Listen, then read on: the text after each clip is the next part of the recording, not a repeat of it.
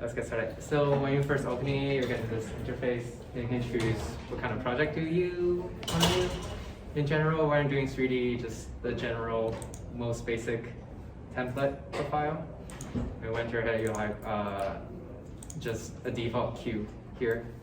And does anybody know, are everybody familiar with like the basic terminology of 3D modeling? So just to go over the basic, the 3D models are represented in computer or like digital space as like vertices, edges, and faces. So if we go into the edit mode, this is tiny, but if you go into edit mode and go up to the near like the top left corner, you can see that you can choose different selection mode. So the first one is to select vertex, which is like the single point in space that determines the geometry. And then you can also select edges, which is like connecting different vertices, as well as faces, basically like a tiny polygon that's composed of a face to make up the shape in 3D geometry. We're not going to work in edit mode because we are going to use procedural way to manipulate these kind of properties, but just to know that these are the basic elements to make up a 3D shape in computer software. So another thing is that geometry node is actually a modifier. And modifier is basically you get access to them. If you click on it, select the geometry, and then you go to the right side, there's a panel, and there's a tiny wrench. You click on that, you can see add modifier. Everybody see that? I can't find the wrench. It's around like this part of the screen, where my cursors are. You have to select the cube or any geometry to have that. Oh, cube. Yeah, you have to select the cube because you're adding this modifier specific to that object or geometry. So you select the cube and you set add modifier. There's basically a bunch of modifiers that are kind of like adjustment layers in Photoshop to make procedural modification to geometry, but it doesn't ruin the geometry. So if you want to disable them, it just goes back. For example, we can use this. There's this first one called Subdivision surface, which is used pretty common. It's to increase the geometry count to increase resolution.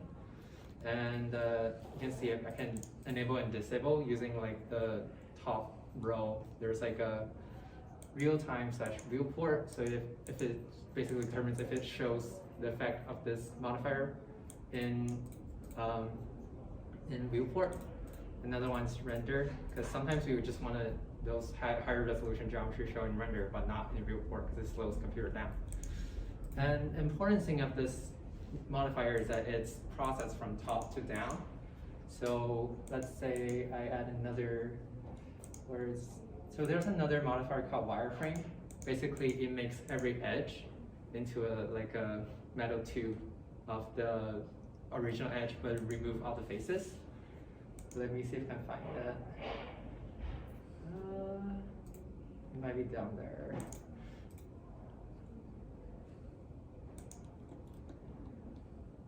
It's all the way at the bottom, wireframe. Oh yeah, wireframe. So you see here, this is after the subdivision surface is being applied. So this wireframe is down here, but if I change the order of the modifier stack, basically there's a thing you can drag on the right side. If I swap those two, that would be kind of weird because basically it applies a wireframe to the cube first. So you got a cube wireframe, and then you apply the subdivision to this wireframe.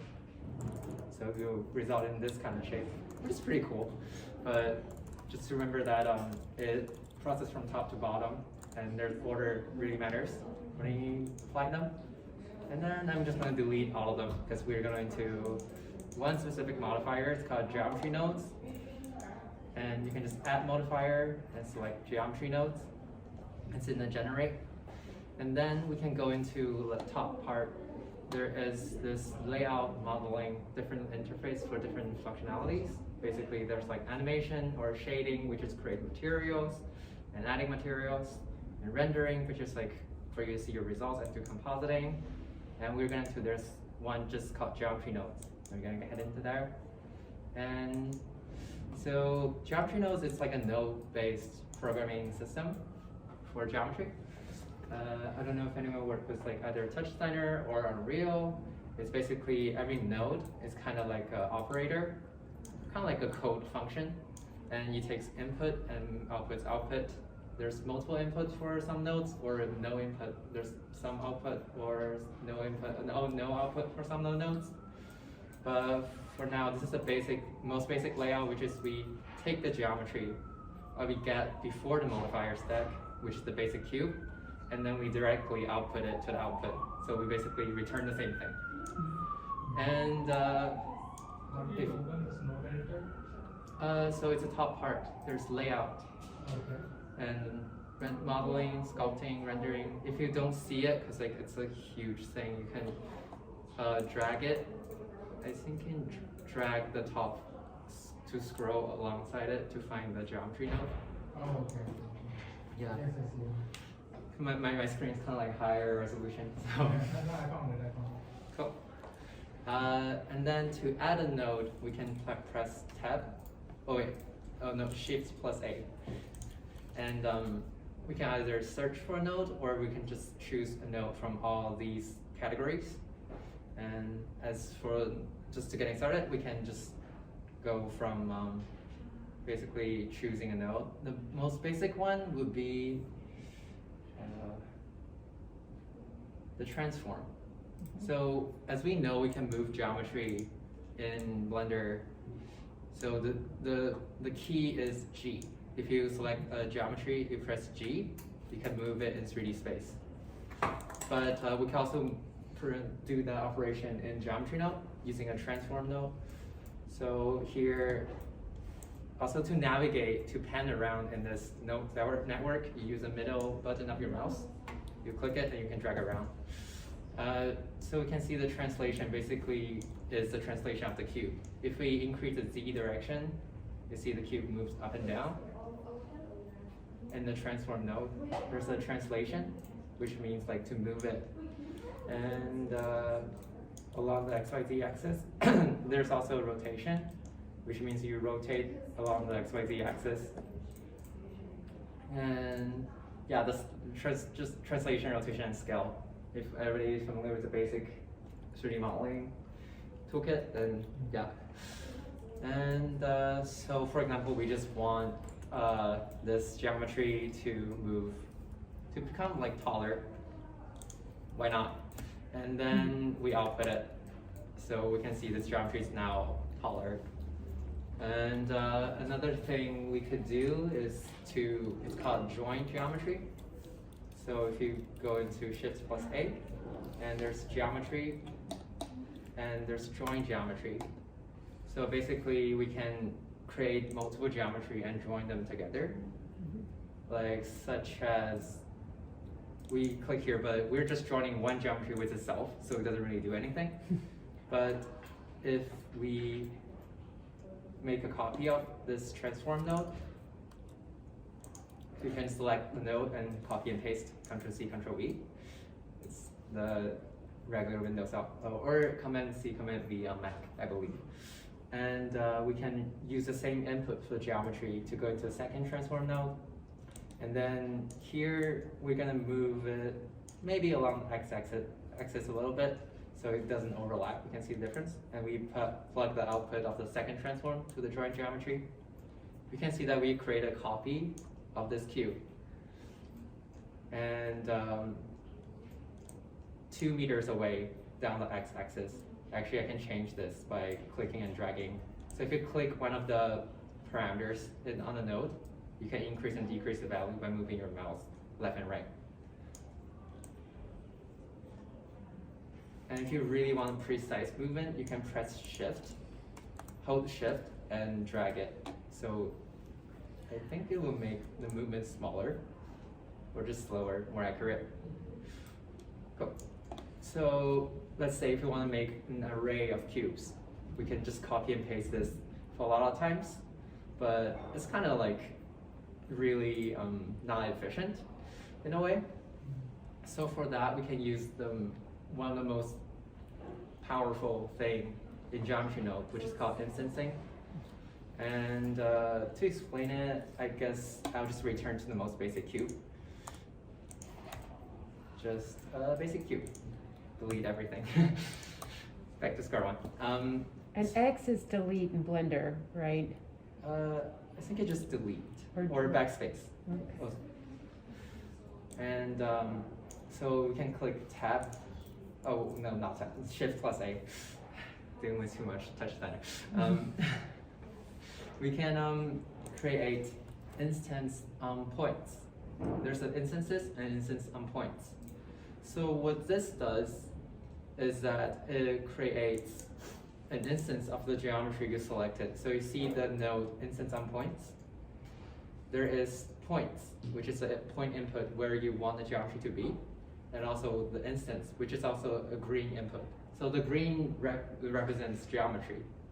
So any 3D geometry is kind of represented as like the green input slash output here. And usually a green input can only go into a green output, or vice versa. Yeah. So for here, we're gonna use the point of the, so if we drag, I was just doing Control Z, like to retract. So if we drag this node on top of a line that we connected, it very automatically just stuck it inside, and which is pretty handy. And so we see the cube disappears. The reason is that we are using the points to instance something, but we didn't specify what an instance is, so it can instance nothing, so it's empty now. But we can also just use the same geometry, which is the cube, as instance for now. So basically instance, like, it's also back to being a cube. But if we decrease the scale, okay, here, so we can see there's X, Y, Z, 3 values for a scale. But if you drag the X and hold your mouse down and drag it all the way to the Z and release, you can change all 3 variables at the same time. So I basically am selecting all 3 X scale on the X and Y and Z axis, and I'm gonna type in 0.1, just make it smaller.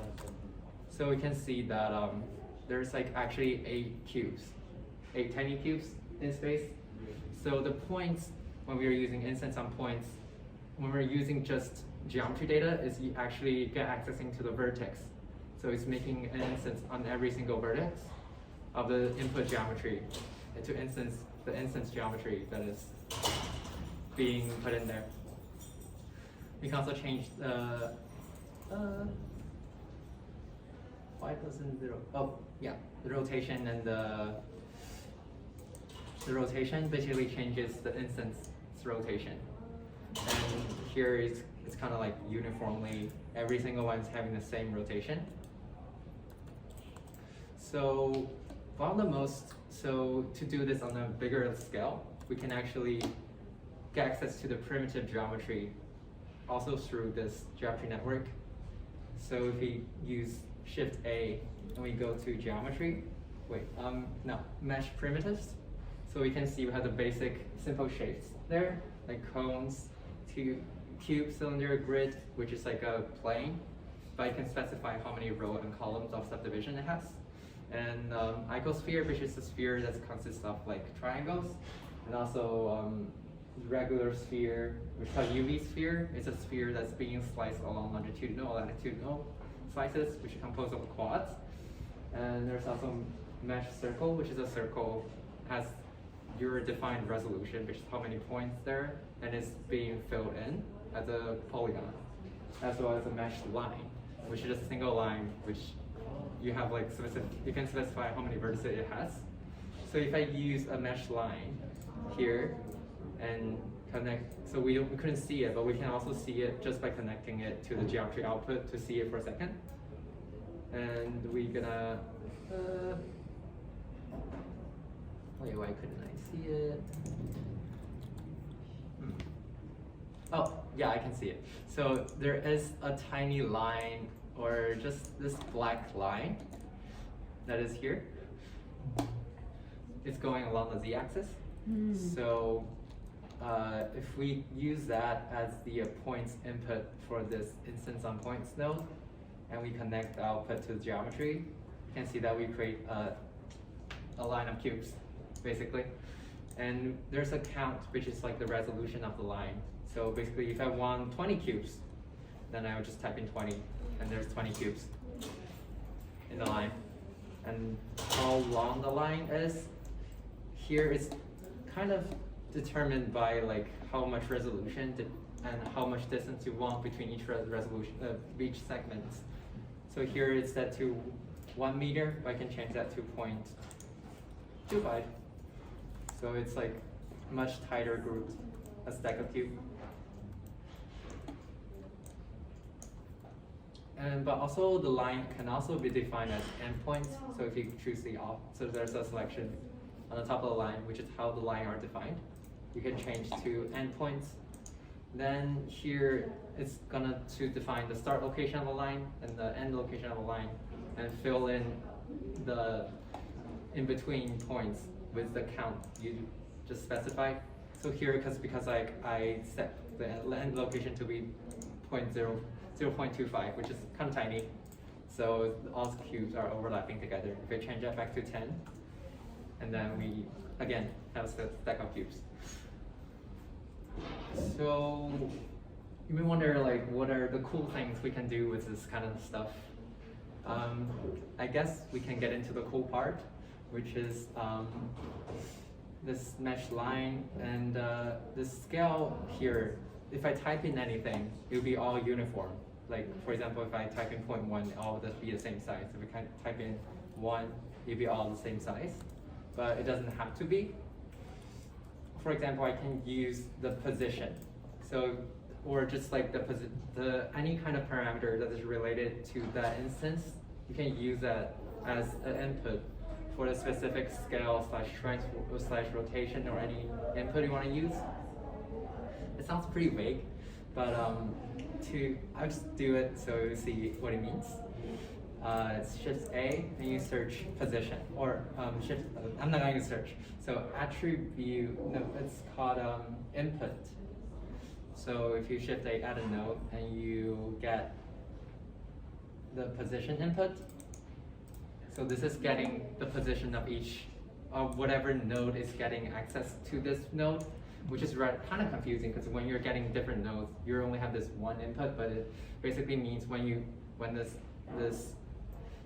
node network is being processed to that point, and it's getting the position of that specific input that they're getting. So if I get a position and we put it in the scale. Ooh.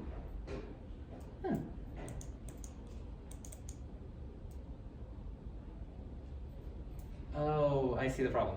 So the position right now, like, it's basically on the X and Y or origin. So like the X and Y value would be 0. Mm-hmm. So the cube kind of disappears. But so I'm gonna undo that.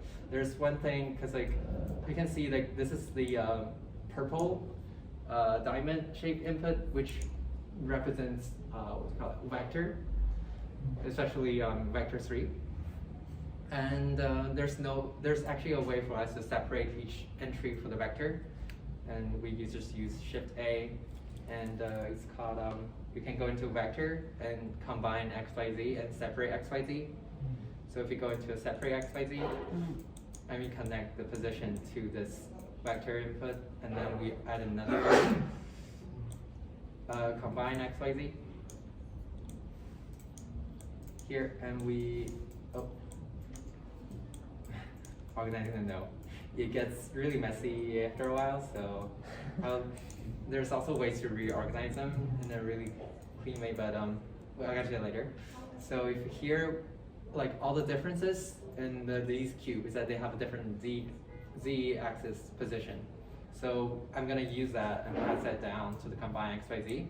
But for X and Y, maybe I can just use 1 or 0.1, because we have 0.1 right now, to make it more visible. We won't get too big.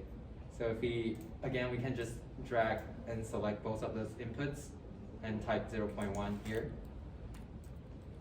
and you would change both of them to 0.1. But you can just select each one of them by clicking on it and typing it. And then now we have this new vector, which is 0.1, dot 0.1, comma, whatever the z position is.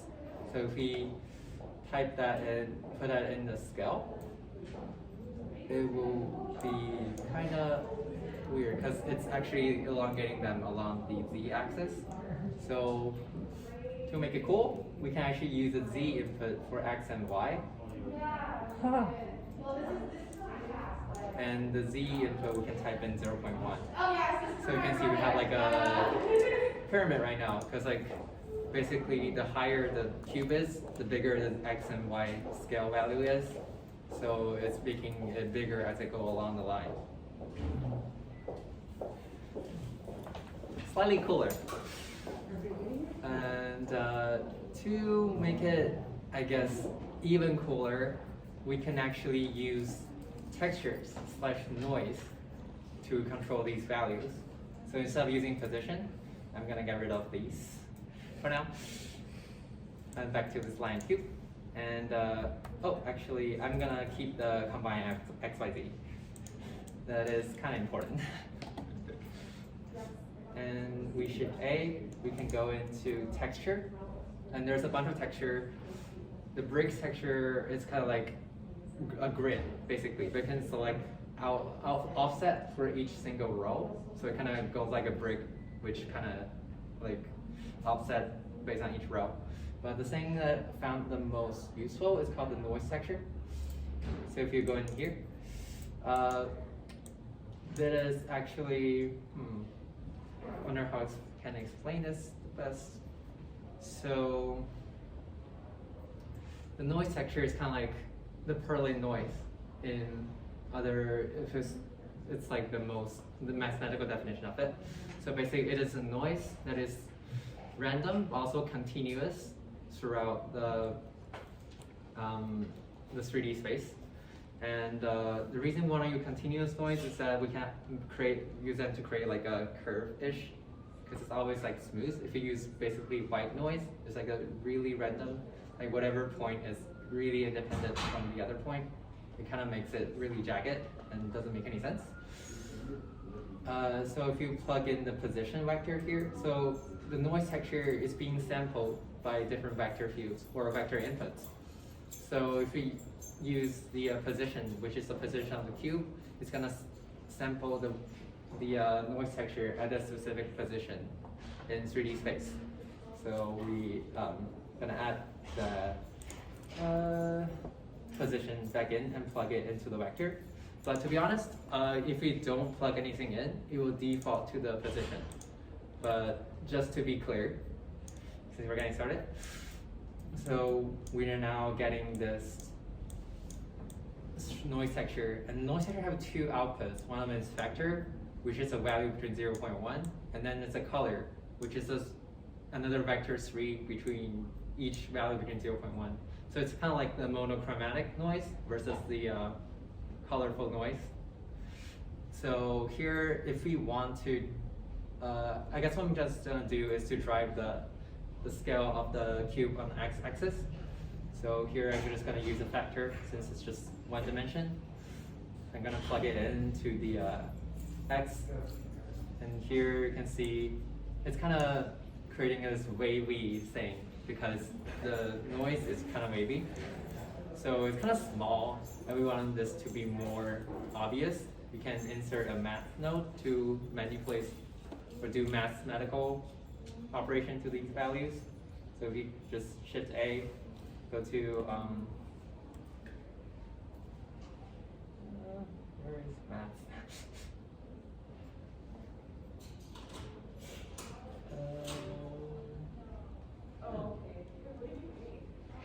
If you can, I don't know where math is, because I usually just do the search. I put under utilities. Utilities? Thank you. Utilities. Oh yeah, there's math. So if you just put it in, it's default set to add, but we can change that by clicking on it and search multiply and plug it in between the factor and the combine x, y, z, we're just gonna change the x value. So if we change the value default to 0.5, well, we can change it to 3. It's gonna make the this entire thing more bigger. But also we can change things to the noise parameter. So here there's a scale of the noise. Basically means how stretched the noise is gonna be in 3D space.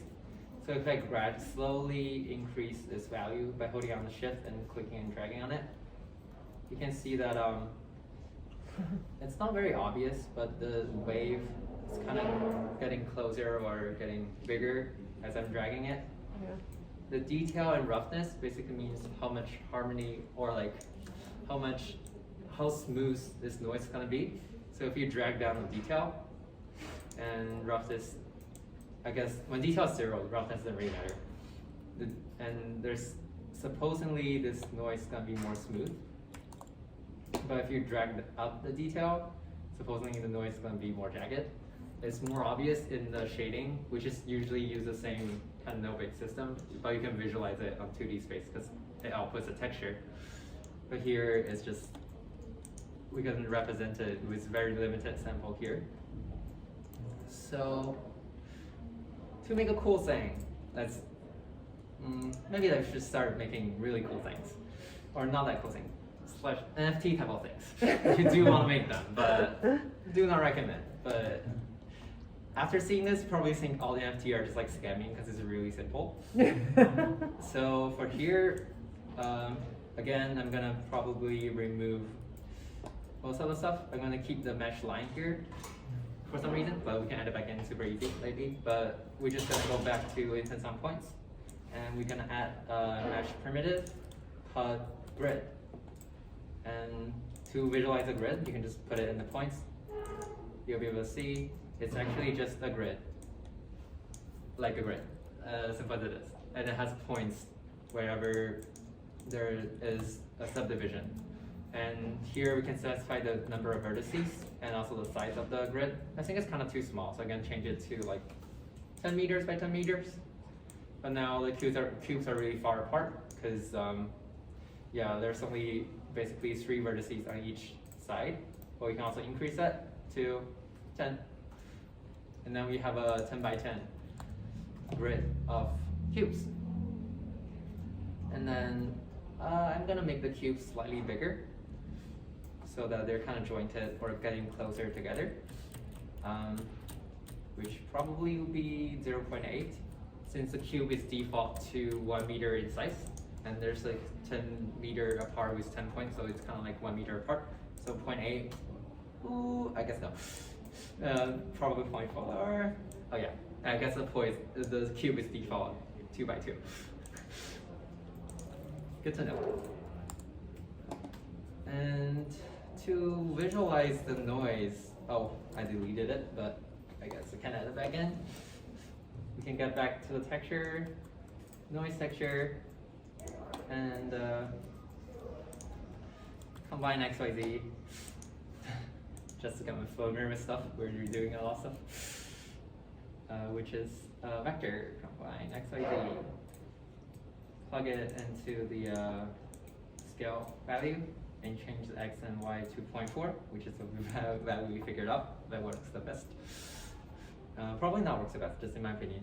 But we can change the factor, put it into the Z value of this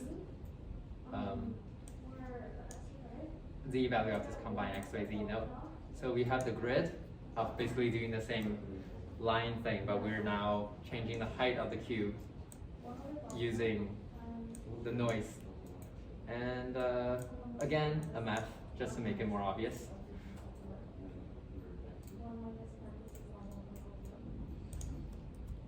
Put it in there and change that to multiply. Change the value to say 10. So if you see from on top, we can see like kind of this bunch of cubes with different heights. But we can just decrease the detail or like the roughness, and also slightly increase the scale, or decrease the scale actually. to like a tiny value like here. Here what I use is 0.15. So you can see here like the noise is kind of really smooth, and all the cubes are they're kind of connected in a way, the height of them. And if we think this look good, we can actually scale up by just changing the size of the grid and also the number of vertices here. We can just push it up to 100, why not? And change this up to 100. And we will see this wavy texture made of cube. I don't know if it's, I mean, when I first found out, I thought it was pretty cool. But and yeah. But honestly, to make it even cooler, why not we just add another dimension to it? So if you want to make an instance of a 3D grid, it's kind of difficult because like you might thought that the intuitive way to do it is with a cube, but the thing is when you add subdivision to the cube, it only adds it to the surface. So basically the cube is empty on the inside. So to create a grid in 3D, we actually need to instance a grid along a line. So we're gonna copy instance on points just to put it in front, and connect the second instance to the second point, and there now it's empty. Let's just unplug everything for it just to be simpler. You can also left click and drag to create a box and move it's like multiple things and move them together. And here I'm gonna use not the points of the cube, but rather just the point of the line. I'm gonna change the end location 10, that works, and count, change that back to 10, so it's 1 meter apart to make it more uniform. I'm gonna change the grid also back to 10 by 10 to start small, because like when it gets to 3 dimension, it can get really heavy on your computer. So I'm gonna instance the grid along the line. And then if we just plug this output to the geometry output just to see it for a second, this is what it looks like.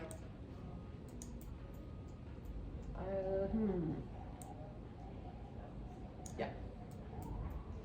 I do not know why this is. Okay, I'm just gonna change the scale of the grid to make it look like a cube. So I'm assuming if I type in 100, no, not 100, 20. Still not like a cube. Interesting. From 0 to 10, count 10. 25, maybe? Cube-ish. Good enough. And I'm gonna use the second instance on points, plug into geometry, but also plug the cube, which is the original cube that we have. Right. Plug it to the second instance. Now we have a cube of cubes. And again, we could also use the noise to basically control the scale of the cube. For here, I'm just gonna delete the combine XYZ because I want the cube to stay cube, but just change the size of it. So here, I'm just gonna plug in the multiply back to the scale. If you plug a scalar value into a vector value, it's gonna default to, or just automatically transform that scalar value, which is basically a float, into vector 3. But all the entries are the same, which is a float value. And we plug in, because we multiply by 10, it's gonna be huge, but now we're just gonna change it back to 1. It's not very obvious, so, but we can see there's some kind of discrepancy between the size of the cube. There's just another thing that is really helpful that you can use here. It's called color ramp. So if you go in Shift A and utilities, I believe it's also in there. Or maybe texture? No. I think it's utilities.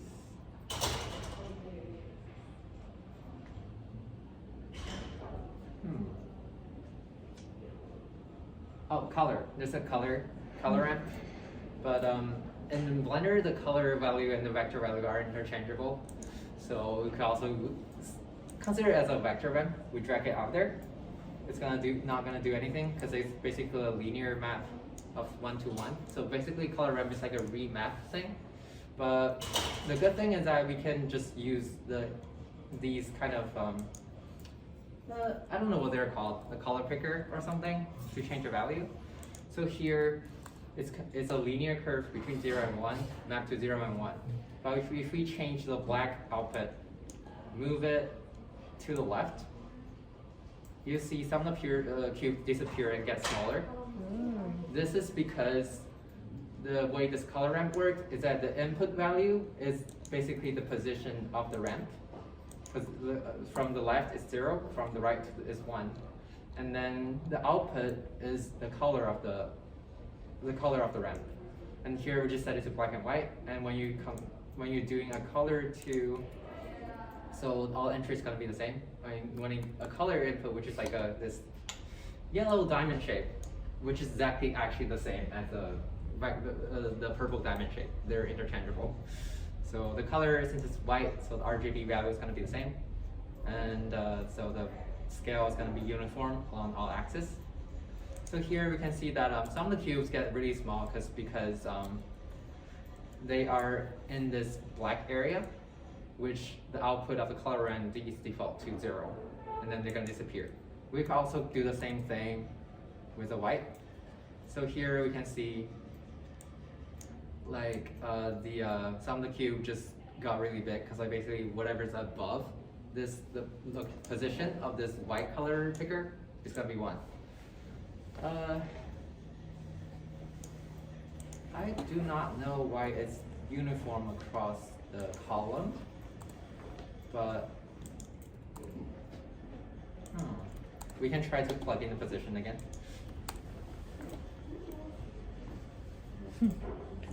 I did the search, sorry.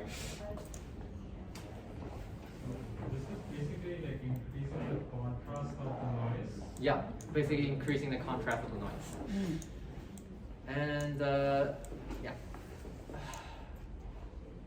don't really know why it's the same along the, I guess, because it's using the, okay, here the input value of the position is actually using the point that's being input here instead of the instance that's being instanced. So if we're going to change the cube's dimension in 3-dimensional space, we can add another transform after instance some points. Not searching. Just back to geometry, transform, stuck in between is the final, between the last step and the final, and we change the output of the scale back to the scale of the transform. Ooh, what happened?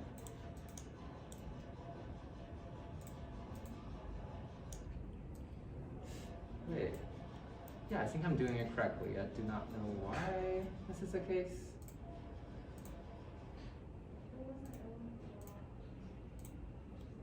Because it was treating it as if it's a 2D noise, which is really weird.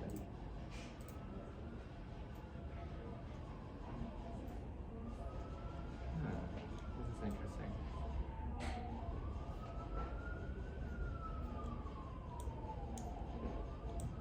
So to debug your node group, you can go into the top left part of it.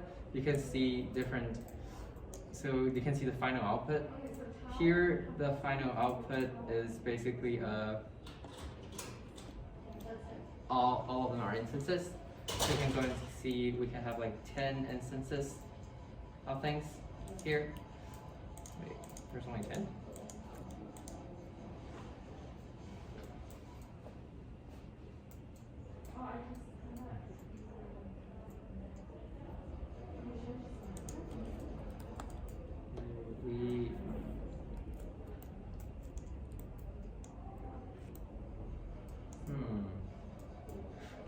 I think I know what happened. So when we're doing double instancing, we are actually making copy of the same geometry, which consists of the same data, which means it doesn't have different position data, because basically it's by trying to optimize the the performance by just copying data. So for it to, so it doesn't re-evaluate the position data of the grid.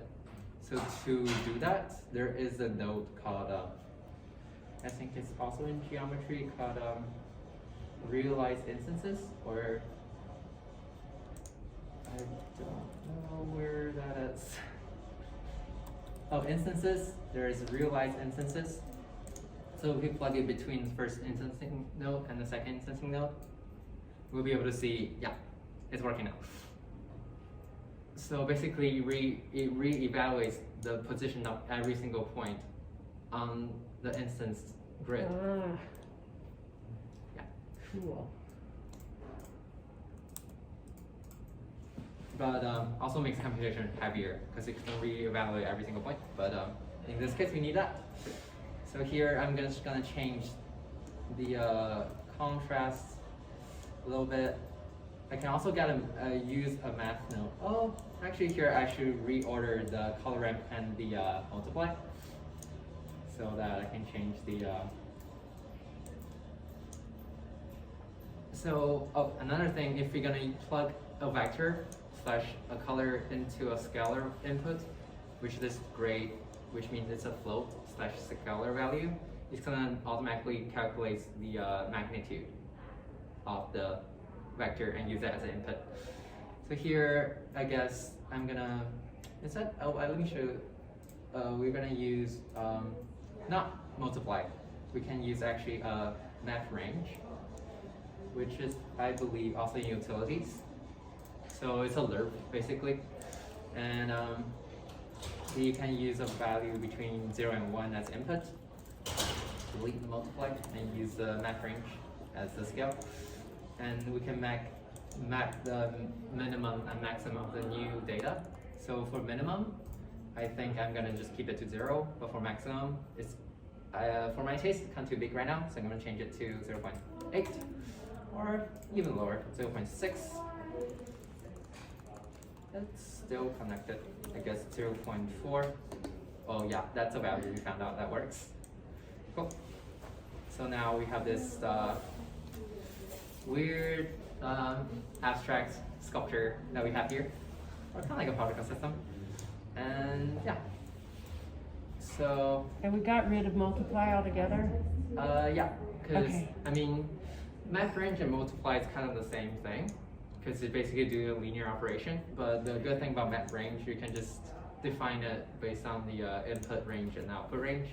It's more intuitive sometimes. Okay. And also there's a clamping. Basically it clamps output and input to 0.1, between 0 and 1. So here you may wonder like, oh, what more we can do with this? So the most powerful thing of like geometry nodes I found is actually just doing animation. Basically anything in Blender can be animated, including noise texture.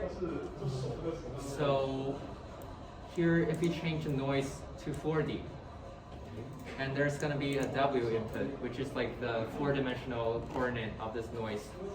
And we just drag along it, see the effect. We basically make this cube dance, because it's going to move this texture in 4D space, so it's going to change how the noise look like. But since it's a Perlin noise, it's going to be continuous. So you can see like the cube's doing a really smooth transition, kind of appearing, disappearing in a way. And the good thing is that we can actually use the frame of the animation to drive this input. So to do that, we can just here, instead of typing a value, we type in hashtag frame. We don't finish the hashtag though. So here, and now it turns purple, which in Blender means it's controlled by a driver, but that's kind of more of a Blender, more advanced Blender thing. But now we just have to know that it's controlled by the frame. And if we go back to layout and zoom out a bit, we look at our great sculpture and pull up this timeline, which is timeline of the animation. We can scroll through and see. Whoa. Yeah, you can press space bar to let it play automatically. And if you think like that is too quick, we can go back to here instead of hashtag frame, we can hashtag frame. It's kind of like coding. You can asterisk, which is times 0.3 or 5, whichever works. And now, if you play that again, wait, I think there's no space between hashtag and frame. Oh, okay. Yep. Wait. Maybe this doesn't work. Okay, let me try divided by 4. Oh, I should put space between. Yeah, no space. No okay. space. Sorry. Too much Python. It's still not working. Let me try the divide operator.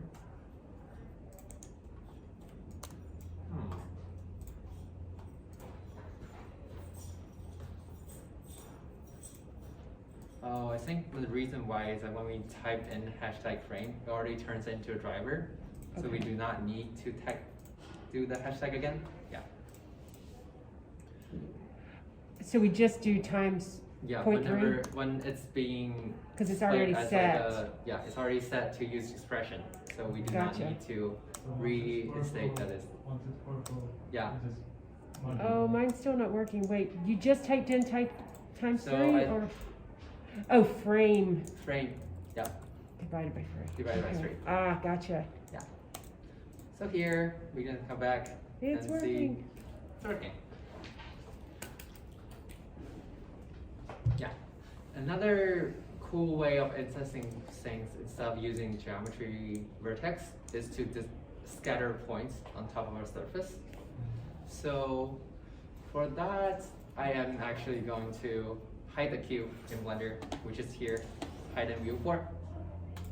And we're gonna create a different geometry. It's the same shortkey Shift plus A, and we use like mesh. We can find a monkey. And let's scale up the monkey a bit.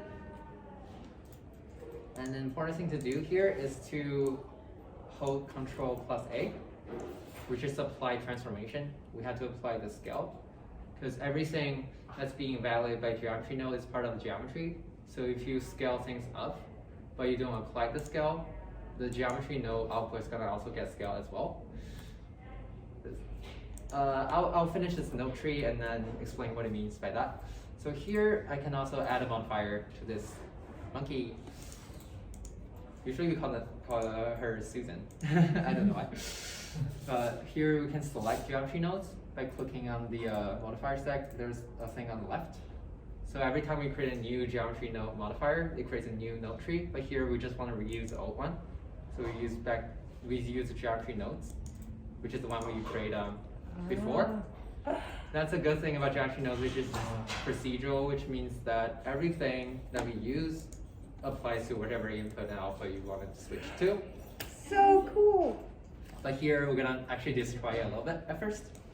So here, instead of instanting a grid and instanting a curve, I'm gonna, going back to the monkey, and we're going to this geometry node tree. We can click this number 2. This number 2 means there's 2 geometry that's sharing the same node tree. If I want to make change to this one without affecting the other one, which means we need a copy of this, and just click it, and it's gonna make it a unique copy of this node tree. And here, I'm just gonna delete the grid. Sorry, bye-bye. And we're gonna keep the instance on points, but let's just view the most basic geometry we have here. It's Susan. Okay, can you slow down for a second just so we can get caught up with everything you deleted? Oh, just Did you copy it? by clicking here. Oh. So next to the text entry, there's the number 2. If there's or multiple whatever number that's being used as a copy, and you just click on that, it's gonna make a copy Makes of a the copy, geometry. yeah. No. Yep. All right. Honestly, let's just delete everything, just for the sake of it. Clean. And there's this one node called instances. What happened to my Susan? it's instance. Wait, or it's mesh. Oh, maybe it's point.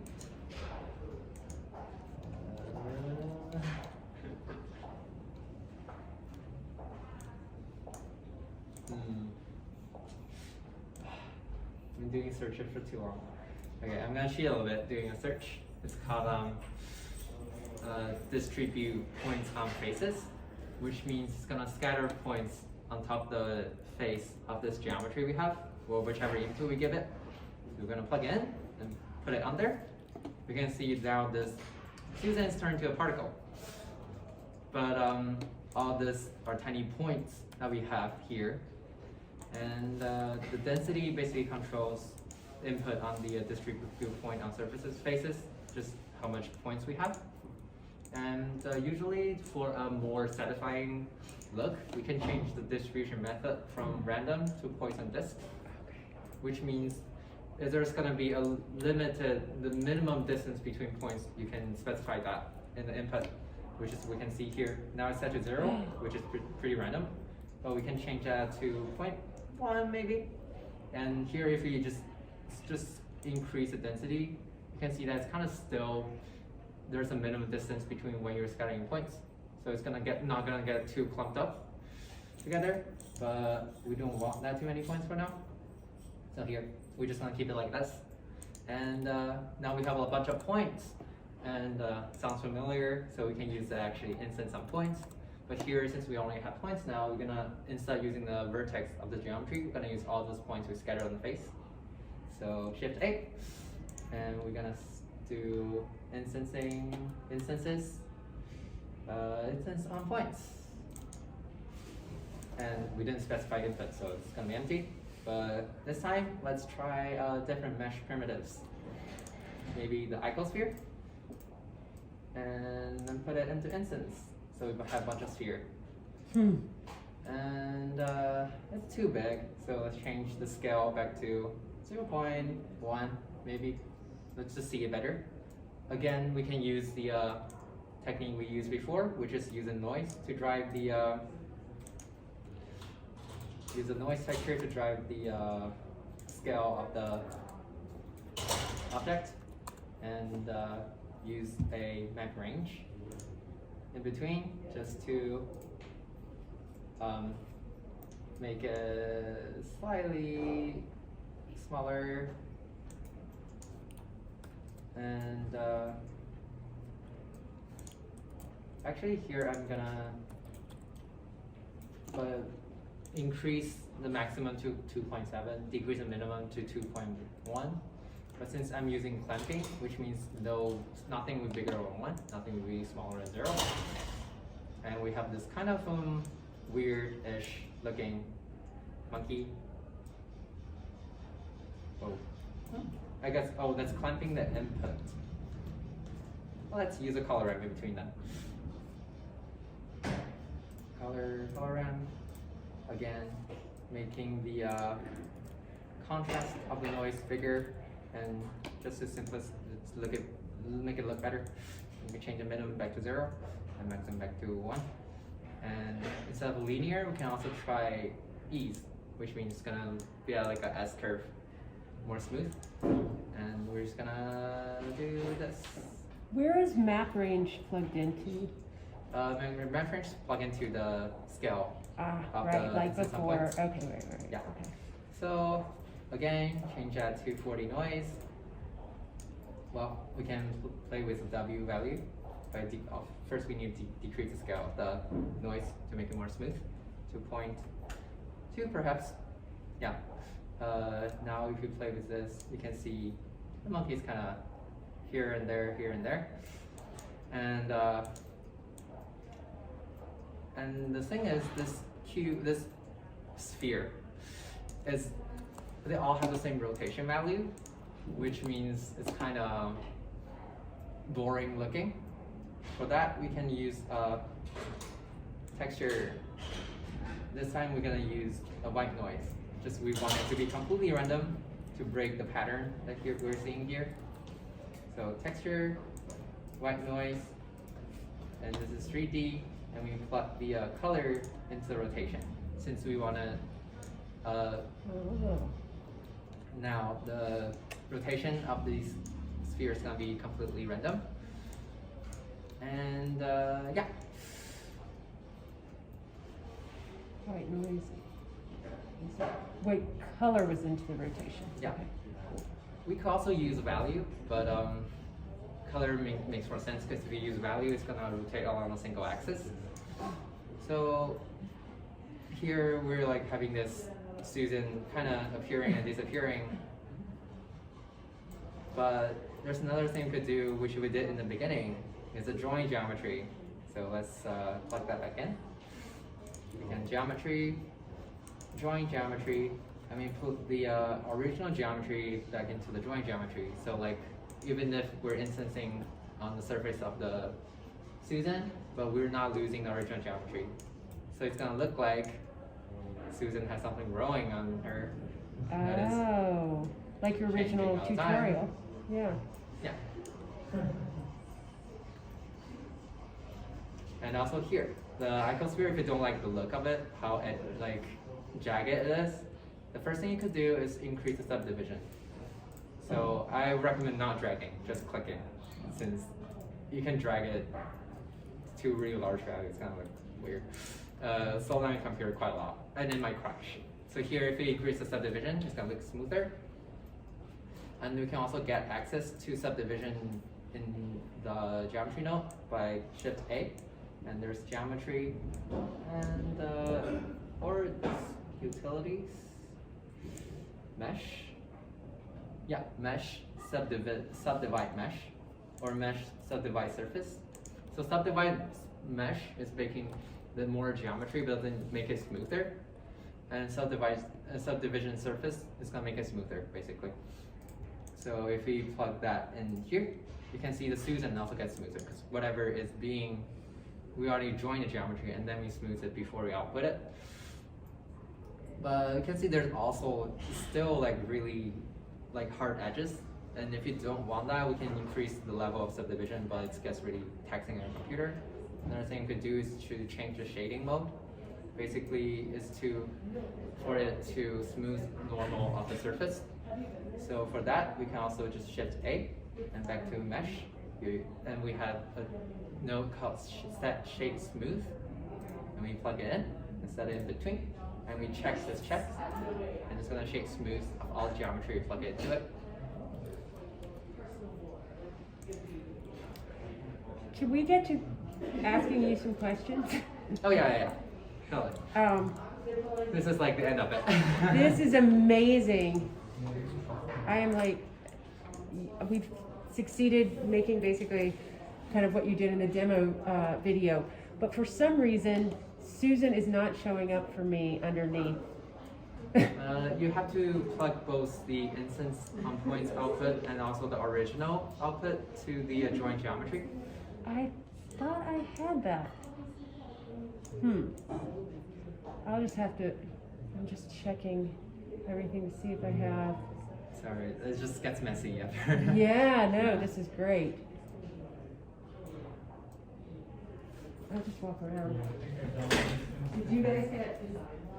I double instance the grid and then I crash my blender. Oh, no, Oh, you yeah. got it. You're You right. can do, yeah, the thing is, if you make it modular, you can do instance on instances, do in a like kind of recursive way, but yeah, don't try that when you're on really high There were setting. like too many points, and I'm like, after I connected it, I realized, oh wait. It just like Yeah. crashed. Okay, Sylvia, can you come here and tell me what I have not connected? I'm so upset. Oh, I think it is there. It's just hidden. It's hidden because all my particles are too big. That's what it is. Oh, okay, then great. So for here, Yeah, I have this too big, right? yeah, we can set it the max to There it is. something smaller. Look, yes. I just had to achieve it. Yes, of course. I was right there. So yeah, Woo! this is the very basic